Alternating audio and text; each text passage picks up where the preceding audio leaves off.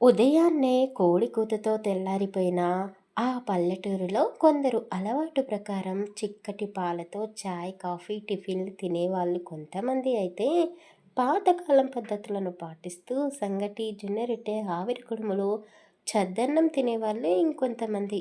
అలవాటు ప్రకారం జనాలు వాళ్ళ పద్ధతులను ఫాలో అవుతున్నారు. ఎప్పటికైనా ఆరోగ్యానికి మంచివైన ఆహారం తీసుకోవడం అందరికీ మంచిదే, కానీ టిఫిన్ల విషయంలోనే అలవాట్లను పోనించుకొని కొంతమంది ఇక తాత ముత్తాతలు ఇచ్చిన బుద్ధిని ఎలా పోగొట్టుకుంటారు? అలాంటి వాళ్ళు ఒక గుంపుగా ఏకమై మధ్యాహ్నానికి వండవలసిన కూరగాయలను కట్ చేసుకుంటూ కొందరు, మరికొందరు తలలో పెళ్లి చూసుకుంటూ ఇరుగు పొరుగు ముచ్చట్లు పెట్టుకుంటున్నారు. వదినా, నీకు ఈ విషయం తెలుసా? మన శ్రీనివాసరావు గారు ఉన్నారు కదా. హా, ఉన్నారు. ఏమైంది అని ఒకరు అడిగారు. అంత చిన్నగా అడుగుతున్నావేంటి? అబ్బా, అసలే విషయం చెప్పు వదినా అని ఒకరికి ఒకరు అనుకుంటూ ఉన్నారు. ఆయన గారు నలుగురికి నీతి చెప్తూ ఉంటారు కదా, మరి వాళ్ళ ఇంట్లో కొడుకుని పద్ధతిగా పెంచి చూపించాలి కదా. చదువు కోసమని సిటీకి వెళ్ళి అక్కడ గాలి తిరుగులన్నీ తిరిగి ఒక అమ్మాయిని పెళ్లి చేసుకున్నాడంట అని ఒక ఆవిడ చెప్పడంతో అందరూ నోరెళ్ళ పెట్టారు. ఒసై, ఏం మాట్లాడుతున్నావే? శ్రీనివాస్ గురించి మనకు తెలీదా? ఆయన ఎంతో మంచివాడు, అందరికీ సహాయం చేసే గుణం ఉన్నవాడు. అలాంటి మంచివాడి కడుపులో మంచి పిల్లలే పుడతారు. నువ్వు కళ్యాణ్ గురించి అలా మాట్లాడకు అని అక్కడే కూర్చొని ఉన్న మరికొందరు ఆడవాళ్ళు అన్నారు.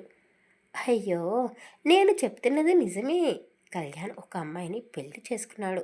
రాత్రి ఇంటికి కూడా వచ్చారు వాళ్ళిద్దరూ.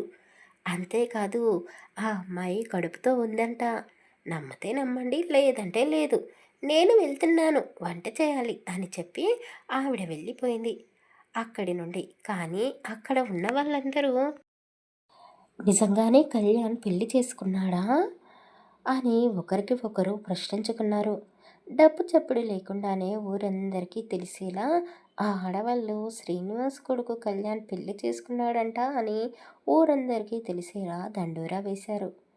కళ్యాణ్ ప్రేమించి ఒక అమ్మాయిని పెళ్లి చేసుకున్న మాట నిజమే కదా. తల్లిదండ్రులుగా శ్రీనివాస్ రేణుక వాళ్ళని ఇంట్లోకి ఆహ్వానించారు. ఇక ఎవరు ఎన్ని మాట్లాడుకుంటే మనకేంటి అని కళ్యాణ్ ఆ జనాల మాటలను పట్టించుకోవడం లేదు.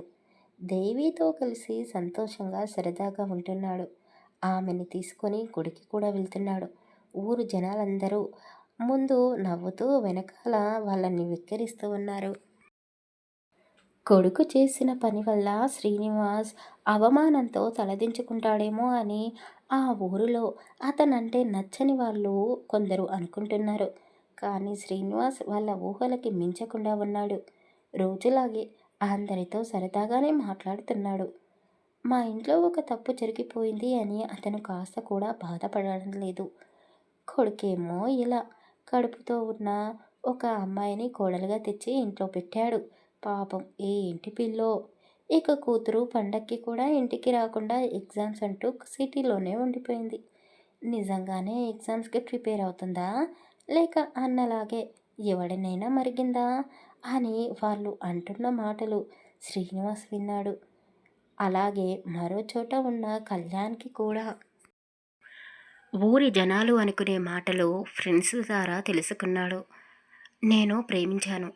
దేవి వాళ్ళ ఇంట్లో మా ప్రేమను ఒప్పుకోలేదు.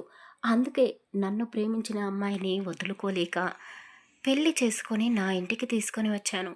ఇందులో తప్పేముంది? ప్రేమించడం తప్ప? అనవసరంగా నా చెల్లి సిరిని ఎందుకు వీళ్ళు మాటలు అంటున్నారు?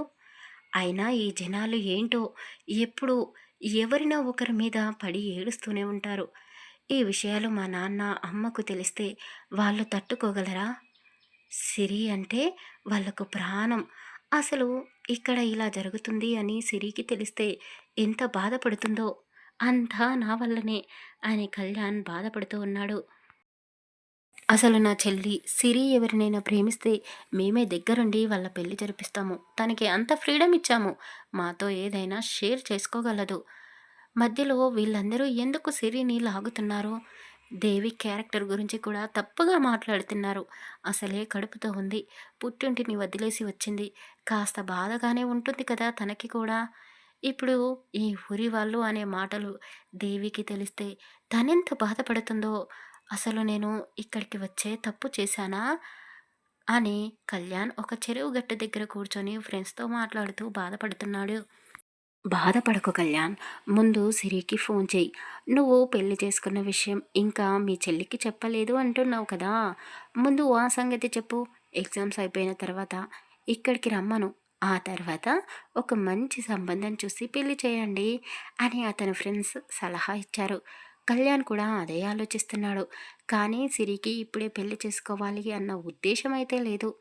ఈ నలుగురు జనాలు అనే మాటల కంటే పెళ్లి చేసి అత్తారింటికి పంపిస్తే అక్కడైనా హ్యాపీగా ఉంటుంది అని కళ్యాణ్ అనుకున్నాడు. సిరికి ఫోన్ చేశాడు. సిరి కాల్ లిఫ్ట్ చేయడం లేదు. మరోవైపు శ్రీనివాస్ కూడా ఫోన్ చేస్తూనే ఉన్నాడు కూతురికి. అతని కాల్ కూడా ఆమె లిఫ్ట్ చేయడం లేదు. తండ్రి కొడుకులకు కాస్త కంగారు మొదలైంది. టెన్షన్ పడుతున్నారు. ఎందుకు సిరి కాల్ లిఫ్ట్ చేయడం లేదు? ఎగ్జామ్స్ అన్నది కదా, బహుశా ఫోన్ సైలెంట్లో పెట్టిందేమో.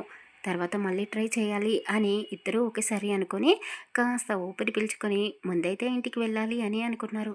కానీ వాళ్ళకేం తెలుసు సిరి ఒక ఇంట్లో బందీగా ఉంది అని. ఆమె ఫోన్ ఎక్కడ ఉందో కూడా సిరికి తెలీదు. ఈ పల్లెటూరులో వీళ్ళ కథ ఇలా ఉంది. మరి సిరి ఆ చీకటి గదిలో ఎలా ఉందో చూద్దామా? దేవేంద్ర వాళ్ళ నానమ్మ కోపంగా సిరిని ఒక చీకటి గదిలో బంధించి వెళ్ళింది. ఆ గదిలో చీకటిగా ఉంది. మొత్తం వెలుతురు అస్సలు లేదు. ఎలుకలు కీచ్ కీచ్మనే శబ్దాలు చేస్తున్నాయి. కానీ సిరి కాస్త పల్లెటూరులో పుట్టి పెరిగింది కాబట్టి చిన్న చిన్న పురుగులకి ఎలకలకి భయపడదు. కాకపోతే బల్లులు అంటే అందరికీ భయమే కదా. ముఖ్యంగా ఆ అమ్మాయిలకి బల్లులంటే ఇంకాస్త ఎక్కువ భయం. అలాంటి అమ్మాయే ఈ సిరి కూడా. దేవుడా దేవుడా, ఈ గదిలో పాము కాపురం పెట్టినా సరే బల్లి మాత్రం కనబడకుండా చూడు అని దేవుడికి మొక్కుకుంటూనే కనీసం సిచ్చుబుడైనా ఉందా అని గోడలను పట్టుకొని చేతులతో వెతుకుతూ ఉంది. ఆమె అనుకున్నట్టుగానే ఒక స్విచ్ బోర్డ్ చేతికి తగిలింది. అన్ని కటకట్లు వేసింది. ఒకే ఒక చిన్న బల్బు వెలిగింది. అది కూడా మిటుకు మిటుకు అను వస్తూ పోతూ ఉంది. అయ్యో దేవుడా! నా మీద నీకు దయ కలగడం లేదా? అసలు వీళ్ళంతా ఎవరు? ఎందుకు నన్ను ఇక్కడికి తీసుకొని వచ్చారు? ఈ చీకటి గది ఏంటి? అని చుట్టూ చూసింది. ఆమె చూస్తున్నంతసేపు ఎందుకో ఆ లైట్ అస్సలు ఆగిపోలేదు. అది చాలా పాతకాలం గది. దేవేంద్ర వాళ్ళ ఇంటి వెనకాల ఉంది. అది స్టోర్ రూమ్ లాగా ఒకప్పుడు వాడేవాళ్ళేమో. కానీ ఇప్పుడు అక్కడ వాళ్ళకు అవసరమైన సామాన్లేమీ లేవు. సిరి ముక్కును సరిచేసుకుంటూ, అబ్బా! ఇక్కడ అంతా కంపుగా ఉంది. లంకంతా కొంప ఉంది కదా, అది సరిపోవట్లేదా? మరి సపరేట్‌గా ఇలాంటి గది ఒకటి ఎందుకు ఏర్పాటు చేసుకున్నారో? అయినా నా పిచ్చి కానీ, ఇక్కడికి నాలాంటి వాళ్ళు ఎంతమందిని తెచ్చి ఇక్కడ బంధించారో! ఇక్కడ ఉన్న సామాన్లు ఎవరికీ పనికిరావు కదా! వీటిని పాడేస్తే అయిపోతుంది కదా! నాలాంటి వాళ్ళు వచ్చినప్పుడు కనీసం కూర్చోవడానికైనా కాస్త చోటు ఉండాలి కదా! అసలు వీళ్ళకు జాలి లేనట్టుంది. అబ్బా! ఇప్పుడు నేను అర్జెంటుగా వాష్‌రూమ్‌కి వెళ్ళాలి. ఎటు వెళ్ళాలి? ఈ గదిలో వాష్‌రూమ్ కూడా లేనట్టుంది అని తల కొట్టుకుంటూ, ఎవరైనా ఉన్నారా? నేను వాష్‌రూమ్‌కి వెళ్ళాలి అర్జెంట్ అని గట్టిగా అరుస్తూ డోర్ కొడుతూ ఉంది సిరి. ఆ ఇంట్లో పనిచేసే వాళ్ళు, ఇంటి యజమానులు అందరూ ఎక్కడో లోపల ఇంట్లో ఉన్నారు. సిరి ఉన్నదేమో ఇంటికి వెనుక వైపు గదిలో. ఇక సిరి అరుపులు వాళ్ళకి ఎలా వినబడతాయి? దేవేంద్ర టిఫిన్ చేయకుండా వెళ్ళిపోయాడు అని ఇంట్లో ఎవరూ సరిగ్గా టిఫిన్ చేయలేదు. మధ్యాహ్నం లంచ్ టైం అయ్యింది. దేవేంద్ర ఎప్పుడూ ఇంటికి లంచ్ చేయడానికి రాడు. కానీ ఆ రోజు చాలా సంతోషంగా ఫోన్ మాట్లాడుతూ తొందరగా రెడీ అయి ఉండండి అని అతన్ని కింద పనిచేసే వాళ్ళకి చెబుతూనే ఇంట్లోకి వచ్చాడు. అతన్ని చూడగానే దేవేంద్ర వాళ్ళ అమ్మ భోజనం వేడి వేడిగా ఉంది, తినమని చెప్పండి అత్తయ్య అని చెప్పడంతో దేవ్ దగ్గరికి వాళ్ళ నానమ్మ వెళ్ళింది. దేవ్ గదిలోకి వెళ్ళి డ్రెస్ చేంజ్ చేసుకున్నాడు. అతని గదిలోనే రాత్రంతా సిరిని పెట్టాడు. ఒక్కసారి గది మొత్తం చూసి ఆ అమ్మాయి అమాయకురాలిలాగా ఉంది. చాలా రోజుల నుండి వాళ్ళ ఊరికి వెళ్ళలేదు అని తెలుసుకున్నాను. ఎగ్జామ్స్ ఉన్నాయని టెన్షన్గా ఇక్కడే ఉంటూ చదువుకుంటున్నట్టున్నది. నేను తొందరపడ్డానా? అనవసరంగా సిరిని ఇక్కడికి తీసుకుని వచ్చానా అని ఒక నిమిషం కళ్ళు మూసుకొని ఆలోచించాడు. మళ్ళీ గట్టిగా ఊపిరి పీల్చుకొని, సిరిని ఇక్కడికి తీసుకొని వచ్చినందుకే కదా నాకు ఇప్పుడు ఇన్ఫర్మేషన్ తెలిసింది అని ఆమె ఫోన్ని చేతిలోకి తీసుకొని ఆమె ఫోన్కి వచ్చిన నెంబర్స్ని స్క్రోల్ చేస్తూ ఒక చిరునవ్వు నవ్వాడు. అప్పుడే అతని గదిలోకి వచ్చిన దేవ్ వాళ్ళ నానమ్మ మంగమ్మ, ఒరేయ్ ఏంట్రా, ఎప్పుడు మధ్యాహ్నం ఇంటికే రావు కదా, ఈరోజు వచ్చావు, ఏమైంది అని అడిగింది. ఒక ముఖ్యమైన పని మీద బయటికి వెళ్తున్నాను, వచ్చాక చెప్తాను అని అతను చెప్పాడు. సరే కానీ పొద్దున కూడా ఏమీ తినకుండా వెళ్ళావు, కనీసం ఎప్పుడైనా భోజనం చేయరా అని మంగమ్మ చెప్పింది. తప్పకుండా చేస్తాను, కానీ ఇప్పుడే కాదు, తిరిగి వచ్చాక చేస్తాను. ఈరోజు వస్తానో రేపు వస్తానో లేక ఒక వారం పడుతుందో నాకు తెలీదు అని దేవ్ చెప్పగానే మంగమ్మ కంగారు పడుతూ అతని వైపు చూసింది. ఏంట్రా, ఏదైనా గొడవకు వెళ్తున్నావా? నువ్వు ఎక్కడికి వెళ్తున్నావో మీ నాన్నకి తెలుసా అని అడిగింది. ఆయనకి చెప్పాల్సిన అవసరం నాకు లేదు, నువ్వు కంగారు పడకు. నేను పోయిన మన పరువుని తిరిగి తీసుకురావడానికి వెళ్తున్నాను అని చెప్పగానే మంగమ్మ కూడా ఒక నవ్వు నవ్వేసింది. సరే, నువ్వు వెళ్ళు, నువ్వు వచ్చే వరకు ఈ ఇంటిని, ఇంట్లో వాళ్ళని, నువ్వు తెచ్చిన ఆ పిల్లని అందరినీ నేను జాగ్రత్తగా చూసుకుంటాను అని చెప్పింది. నానమ్మ, ఇంతకీ తను ఎక్కడా అని అడిగాడు దేవు. నువ్వే పొద్దున చెప్పావు కదరా, ఈ పిల్ల సంగతి చూసుకో నువ్వే అని. నోటితో చెప్పకపోయినా కళ్ళతో చెప్పినా కూడా నేను నీ భాషను అర్థం చేసుకుంటాను. దానికి కాస్త పొగరు ఎక్కువగానే ఉన్నట్టుంది, అందుకే తీసుకుని వెళ్ళి మన ఇంటి వెనకాల ఉన్న ఆ చీకటి గదిలో బంధించాను. సాయంత్రం దాకా అక్కడే ఉంచితే కాస్త పొగరు అణుగుతుంది అని మంగమ్మ చెప్పగానే దేవ్ కాస్త సీరియస్గా చూసి, ఆ గదిలో అసలు వెలుతురు రాదు, బయటి గాలి అస్సలు రాదు, ఆ పిల్లకి ఊపిరి ఆడుతుందో లేదో అని గట్టి గట్టిగా అరుస్తూ బయటికి వచ్చాడు. దేవ్ వాళ్ళ అమ్మ అతనికి ఎదురుగా నిలబడి భోజనం అన్నట్టుగా డైనింగ్ టేబుల్ వైపు చూసింది. అతని అరుపులకి అప్పటికే అందరూ బయటికి వచ్చారు. ఇంట్లో మగవాళ్ళు ఎవరూ లేరు, ఉన్న ఆడవాళ్ళందరూ బయటికి వచ్చేశారు. అందరూ బిత్తరపోయి కోపంగా ఉన్న దేవుని చూస్తున్నారు. నానమ్మకి వయసు అయిపోయింది, చాదస్తంతో ఒక అమ్మాయిని చీకటి గదిలో బంధించిందంట. మీరందరూ ఏం చేస్తున్నారు? కనీసం ఆ గదిలో నీళ్లు కూడా ఉండవు. ఇప్పుడు ఆ పిల్ల చస్తే అది కూడా నా మెడకే చుట్టుకుంటుంది. మీరందరూ ఇంట్లోనే ఉండి ఏం చేస్తున్నారు? మీరు అసలు ఆడవాళ్ళేనా అని కోపంగా అరుస్తూ సిరి ఉన్న గది దగ్గరికి వెళ్ళాడు. అసలు మంగమ్మ సిరిని ఆ గదిలో బంధించింది అని ఇంట్లో ఎవరికీ తెలీదు. పనివాళ్ళు సిరికి భోజనం పెడుతున్నారేమో అని వాళ్ళు అనుకున్నారు. సిరి ఏడుస్తూ మోకాళ్ళలో తలదాచుకొని కూర్చొని ఉంది. డోర్ ఓపెన్ చేయగానే ఒక్కసారిగా వెలుతురు ఆమె ఒంటిపైన పడింది. ఆ వెలుతురులో పసిడి రంగులో ఉన్న సిరి దేహం ఇంకా మెరిసిపోతూ ఉంది. చెమటతో పూర్తిగా తడిసి ముద్దైపోయింది. డోర్ ఓపెన్ చేయగానే కంపు వాసన వస్తుంది. దేవ్ ఆ వాసనని భరించలేకపోతున్నాడు. ఏంటి, ఈ మొండి పిల్ల డోర్ ఓపెన్ చేసినా కూడా బయటికి రావడం లేదు, ఈ కంపును భరిస్తూ ఎలా ఉంది ఇంతసేపు అని ఒక నిమిషం అతను ఆశ్చర్యపోయాడు. అతని వెనకాలే వచ్చిన కుటుంబ సభ్యులు కూడా ఆ వాసనను తట్టుకోలేక ముక్కు మూసేసుకున్నారు. దేవ్ కర్చీప్ని ముక్కుకు అడ్డుగా పెట్టుకొని సిరి దగ్గరికి వచ్చి మొక్కల పైన కూర్చున్నాడు. నువ్వు ఫ్రెష్ అయి తొందరగా రెడీ అవ్వు, నాతో పాటు నిన్ను బయటకు తీసుకొని వెళ్తాను. నీతో అక్కడ ఒక చిన్న పని ఉంది నాకు అని అతను చెప్పగానే సిరి కన్నీళ్లతో తల పైకెత్తి అతని వైపు చూసింది. ఆమె కళ్ళు అతన్ని ప్రశ్నిస్తున్నాయి. ఆమె ముఖం చూస్తే దేవ్కి కాస్త బాధగా అనిపించింది. కానీ ఆమె పైన అతను ఇప్పుడు జాలి చూపించలేడు. ఎక్కడికి రావాలి నేను అని అడిగింది. చెప్తాను, ముందైతే రెడీ అవ్వు. ఎక్కడికి ఏంటి అని ప్రశ్నించకు, జవాబు నీకు దొరకదు. అక్కడికి వెళ్ళిన తర్వాత నా ప్రాబ్లం సాల్వ్ అయితే నిన్ను తిరిగి ఇక్కడికి తీసుకురాను, నేను వదిలేస్తాను. సో నీకు ఇష్టమైన దేవుడిని ప్రార్థించుకో. మళ్ళీ ఇక్కడికి నువ్వు రాకూడదు అని అతను కోపంగా చెప్పాడు.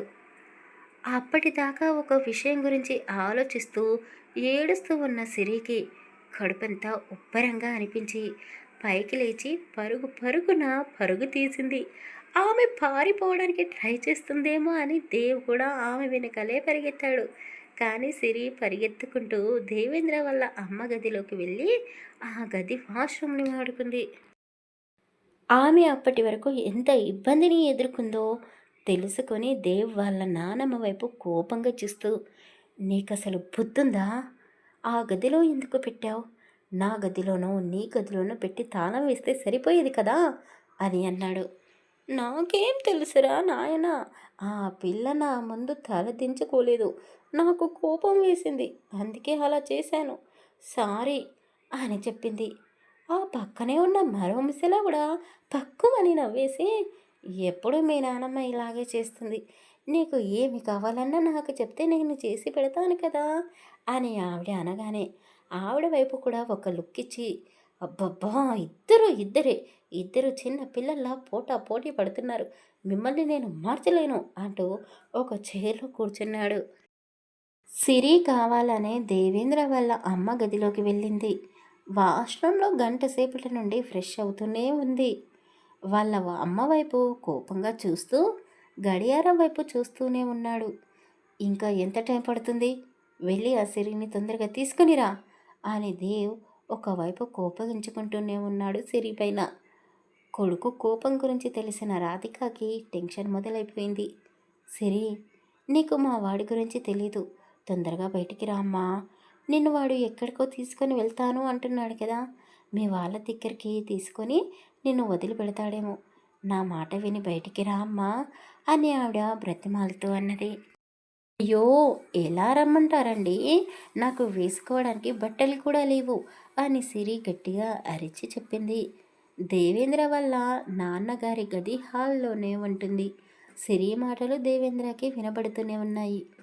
అయ్యో, నేనొక పిచ్చిదాన్ని, నేనే అర్థం చేసుకోలేదు, ఒక్క నిమిషం ఆగమ్మా, ఈ ఇంట్లో నీ ఏజ్ అమ్మాయిలు ఇద్దరు ఉన్నారు, వాళ్ళ బట్టలు తీసుకొని వస్తాను అని రాధిక ఇద్దరి అమ్మాయిల డ్రెస్లని పట్టుకొని వచ్చింది. సిరి కాస్త బొద్దుగా చెబ్బిగా హైట్గా ఉంటుంది. ఆ డ్రెస్సులేవి సిరికి సరిపోవడం లేదు. అయ్యో, ఇప్పుడు ఏం చేయాలి, షాప్కి వెళ్ళి తీసుకొని వచ్చే సమయం కూడా లేదు అని రాధిక తల పట్టుకొని కూర్చుంది. అయ్యో ఆంటీ, ఎందుకు బాధపడుతున్నారు, మీ చీర కట్టండి నాకు అని సిరి చెప్పడంతో రాధిక ఆలోచనలో పడింది. సిరి హైటు నా హైటు ఒకే అంత ఉంటుంది, కానీ సిరి కన్నా నేను కొంచెం లావుగా ఉంటాను కదా, మరి నా బ్లౌజెస్ వస్తాయా అని ఆలోచించి ఆమె సిరి ఏజ్లో ఉన్నప్పుడు వాళ్ళ అన్నయ్య గిఫ్ట్గా ఇచ్చిన చీరని జాగ్రత్తగా దాచిపెట్టుకుంది. ఆ చీర ఇప్పుడు సిరికి పర్ఫెక్ట్గా వచ్చేస్తుంది అని ఆ చీరని వార్డ్రోబ్లో నుండి తీసి సిరి చేతికి ఇచ్చింది. ఆ చీరని తీసుకొని థ్యాంక్స్ అని చెప్పి, చూస్తుంటే ఈ చీర కాస్త పాతదిగా ఉంది, కానీ బాగుంది, అయినా మీలాంటి గొప్ప గొప్ప వాళ్ళ చీరని కట్టే అంత స్థాయిలో మేము లేదులేండి అని వాష్రూమ్లో నుండి సిరి అంటూ ఉంది. ఆ మాటలన్నీ దేవ్ వింటూనే ఉన్నాడు. ఈవిడ గారికి ఎన్నో చీరలు ఉన్నాయి కదా, ఒక్క చీర మంచిది ఇస్తే ఆమె సొమ్మేమైనా పోతుందా, ఈవిడ బుద్ధే ఇంత అని పిడికిలి గట్టిగా బిగించి పట్టుకున్నాడు. అయ్యో, ఏవండి ఉన్నారా, ఎప్పుడూ కోపంగా ఉండే ఆ దేవేంద్ర సార్ని కన్నతల్లి గారు, నాకు ఈ చీర కట్టుకోవడం రాదండి అని సిరి అరుస్తూ చెప్పింది. దేవు పక్కనే కూర్చొని ఉన్న ఆ ఇద్దరు ముసలి వాళ్ళు సిరి మాటలకు కోపగించుకున్నారు. ఆవేశంతో కోపంతో ఉన్న దేవు మాత్రం చిన్నగా నవ్వాడు. అక్కడే ఉన్న మరో అమ్మాయి కూడా దేవుని చూసి నవ్వేసింది. ఎందుకే నవ్వుతున్నావు, అది మన దేవేంద్రనే కోపిష్టోడు అంటుంది అని ఆ ముసలి వాళ్ళు ఇద్దరు ఆ అమ్మాయిని కసిరించారు. సారీ బావా అని ఆమె చెప్పింది. దేవు మాత్రం ఆమె వైపే అలా చూస్తూ ఉన్నాడు. సిరి రాధిక గదిలోకి వెళ్ళి కూడా 3 గంటల సమయం అవుతుంది. దేవేంద్ర దగ్గర పనిచేస్తున్న అబ్బాయిలు అతని దగ్గరికి వచ్చారు. సార్, మనం వెళ్ళాల్సిన ప్రోగ్రాం క్యాన్సిల్ అయ్యింది, వాళ్ళు ఇప్పుడు అక్కడ లేరు. రావడానికి 10 రోజుల టైం పడుతుంది అని వాళ్ళు చెప్పడంతో దేవ్‌కి కోపం వచ్చింది. కళ్ళు ఎర్రబడ్డాయి. ఎవరో వాళ్లకు మనం అక్కడికి వస్తున్నామని ఇన్ఫర్మేషన్ ఇచ్చినట్టున్నారు అని కోపంగా ఆవేశపడుతున్నాడు. అప్పుడే రాధిక గది డోర్స్ ఓపెన్ అయ్యాయి. సిరి రాధిక చీరని కట్టుకుంది. ఆ చీరలో ఎంతో అందంగా ఉంది. నిజానికి రాధిక పోలికలతోనే ఉంది సిరి. ఇద్దరు తల్లి కూతుర్రు అంటే నమ్మేస్తారు. ఆ ఇంట్లో ఉన్న వాళ్ళందరూ వాళ్ళిద్దరినీ ఆశ్చర్యంగా చూస్తున్నారు. ఇప్పటి వరకు ఒక్క అమ్మాయిని కూడా చూడలేదు అన్నట్టుగా సిరిని ఒక అద్భుతంగా చూస్తున్నాడు దేవ్.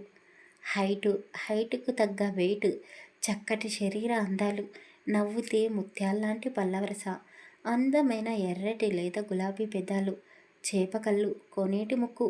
అబ్బో! ఒక కవి ఆడదాన్ని వర్ణించాలి అంటే సిరిని చూపిస్తే చాలేమో అన్నట్టుగా ఉంది. సిరి దేవేంద్ర దగ్గరికి వచ్చి అతనికి ఎదురుగా నిలబడింది. నన్ను ఎక్కడికో తీసుకుని వెళ్తారు అని చెప్పారు కదా. నేను రెడీ అయ్యాను. కానీ ఉదయం నుండి ఏమీ తినలేదు. బాగా ఆకలిగా ఉంది. నీరసంతో కళ్ళు కూడా తిరుగుతున్నాయి. ప్లీజ్ కాస్త భోజనం చేస్తాను అని చెప్పింది. అతను మాత్రం ఏదో లోకంలో ఉన్నాడు. ఆమె మాట్లాడుతుంది. కానీ అది ఏమిటో తనకి అర్థం కావడం లేదు. ఆమెని తన్మయత్వంతో చూస్తూ అలా ఉండిపోయాడు. అతని మనసులో ఆల్రెడీ ఒక అమ్మాయి ఉంది. మరి ఇప్పుడు మొదలైన ఈ అల్లజడికి అతను ఏం పేరు పెట్టనున్నాడు? మరో 10 రోజుల వరకు సిరి అతనితోనే ఉండబోతుందా? ఈ 10 రోజుల్లో సిరి అక్కడి నుండి తప్పించుకోవడానికి ప్రయత్నం చేస్తుందా? అసలు సిరి వల్ల అమ్మా నాన్నకి సిరి హాస్టల్లో లేదు అన్న సంగతి తెలిస్తే వాళ్ళేం చేస్తారు? తర్వాయి భాగంలో తెలుసుకుందాం. శివరాత్రి పండగ సందర్భంగా ఇంట్లో పనుల వల్ల ఉపవాసం ఉండడం వల్ల స్టోరీ అందించలేకపోయాను. మీరు డిసప్పాయింట్ అవ్వకండి. ఖచ్చితంగా ఈ స్టోరీని కంప్లీట్ చేస్తాను. అలాగే కథ నచ్చితే ప్లీజ్ లైక్ చేసి కామెంట్ చేయొచ్చు కదా. మన ఛానల్ని సబ్స్క్రైబ్ కూడా చేసుకోండి. Thank you for listening.